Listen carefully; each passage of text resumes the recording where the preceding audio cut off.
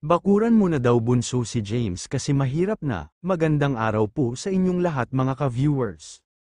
Medeth communities, supporters, fanatics, and Jamdith community.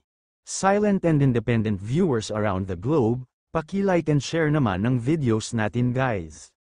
May nagsabi naman na bakuran na daw ni bunso si James. Dahil Year of the Snake daw ngayon, kaya mahirap na daw baka maahas pa si James.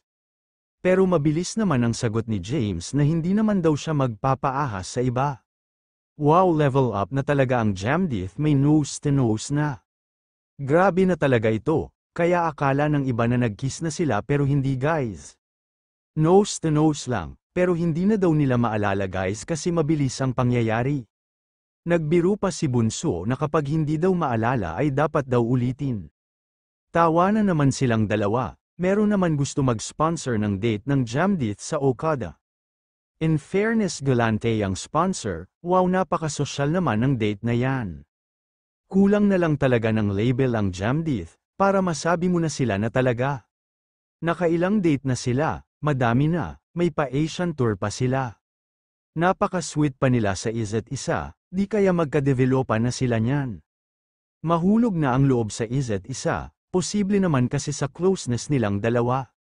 Pero wala namang problema kung magkatotoo, kasi pareho naman silang single. Wala naman silang nasasaktan na iba, kaya nasa kanilang dalawa na talaga yan. Mutual naman ang feelings nila sa isa't isa. Panahon na lang ang magsaysay kung sila ba sa hinaharap. Mas maganda na muna na happy sila as friends, enjoy muna nila ang isa't isa, know each other's strength and weaknesses, kasi kung sila talaga ang nakatadhana sa isa't isa ay mangyayari talaga yon, walang makakapigil sa kanilang dalawa. Hanggang dito po muli mga ka-viewers, maraming salamat po sa inyong lahat.